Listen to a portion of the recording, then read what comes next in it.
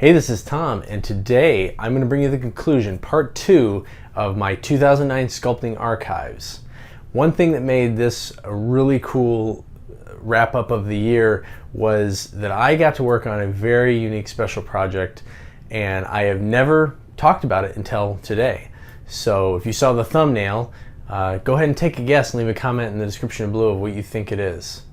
But before we get started, I wanted to remind you, if you're looking for my ultimate quick start guide to sculpting miniatures, go ahead and click the link down in the description below, and you can pick it up and get started on your sculpting journey or level up where you're already at.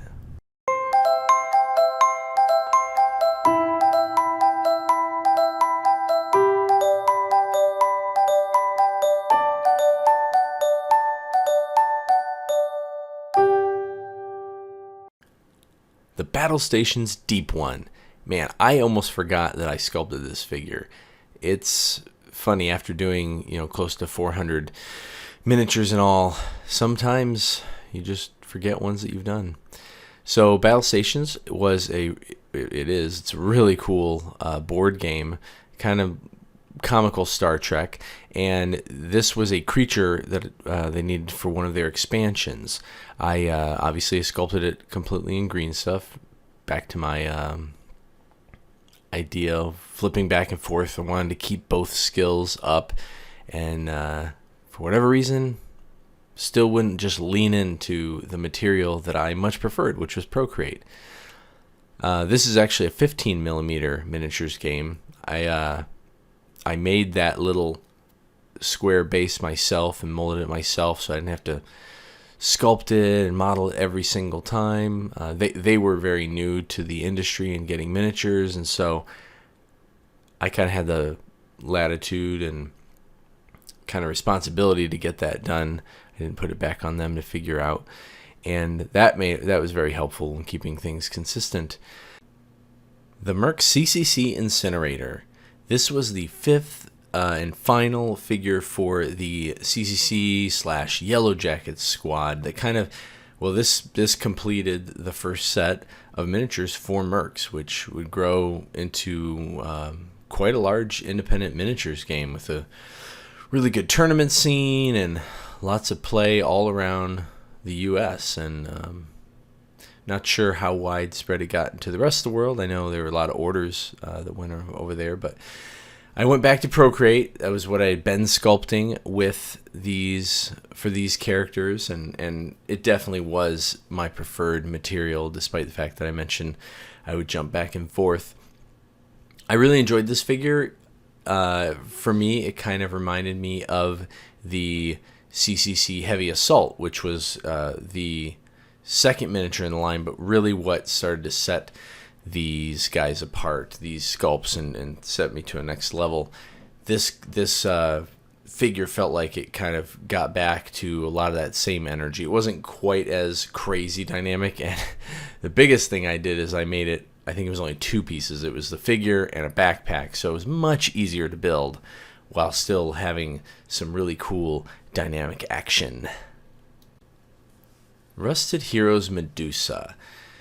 This figure went along with the Rusted Heroes line, and if you recall from some of my earlier videos, these were all supposed to have modular gauntleted hands. So they would break, they would be wearing long gloves, and they would break kind of underneath that glove. This figure stepped away from that trope, which I was very, very happy about, because I was still kind of finding my stride with doing female figures, doing more elegant forms, and to have to capture that sort of engineering format into this figure would have been a struggle for me, and I'm not sure it would have looked good in the figure otherwise anyway. So this figure was allowed to basically just be a standalone figure, and that makes sense, because I don't think we ended up doing any other miniatures that would have been at this sort of size or scale, proportion. Everything else was a bulky knight, so it just didn't make sense. So this was a very fun miniature to do. It gave me a chance to really practice making a more elegant form and practicing on the female face especially, which was a lot more challenging for me, as I would usually have a lot of hard edges and lines as I would sculpt those forms. The CHRONOSCOPE Not Iron Man for Reaper Miniatures. This was actually released as a character named Afterburn, if you end up wanting to look this up. And as you can see, I'm back to green stuff. So, once again, couldn't quite let go of this idea that I needed to have my skills going with both. I think what I was really challenged with here, well, one, this was obviously a very technical miniature. It's a sci-fi figure, much like the MERCS, and with all of those I've been using Procreate. I felt very comfortable. I felt like I could make really good, really cool technical figures, and so I did want to challenge myself that I could do it with green stuff. And I think I was pretty successful here. As I look around it, though, I do see a couple elements that are a little bit softer than I would have liked or gotten from Procreate. I know I can get it sharper and better, especially nowadays. But back then, I was going back and forth between Procreate and green stuff. So that was actually, I wasn't letting myself really lean into what was needed for green stuff, which was a little more curing time and some other tricks that I could have done to make that a little bit better. On another note, here's a picture of the final figure, and as you see, my pictures didn't have a fin on his head, but this does. And to tell you the truth, I can't remember ever sculpting that fin. It's vaguely in my mind. I might have done it, but it is possible that it got added a little bit later by one of the finishers at Reaper, just to probably help set them apart a little more from Iron Man, I'd imagine. I'll have to ask somebody there next time I see them, see if they have any memory of it. Reaper Miniatures Dwarf Captain. This was for their Warlord line. Love that line. Just was so fun. And I know it had a game, and the game was actually really fun too. I'm not sure if it's still about, but once again, the not Iron Man Afterburn figure and this figure kind of came in quick succession with one another, and since I was already on a green stuff sculpting kick, I continued that on.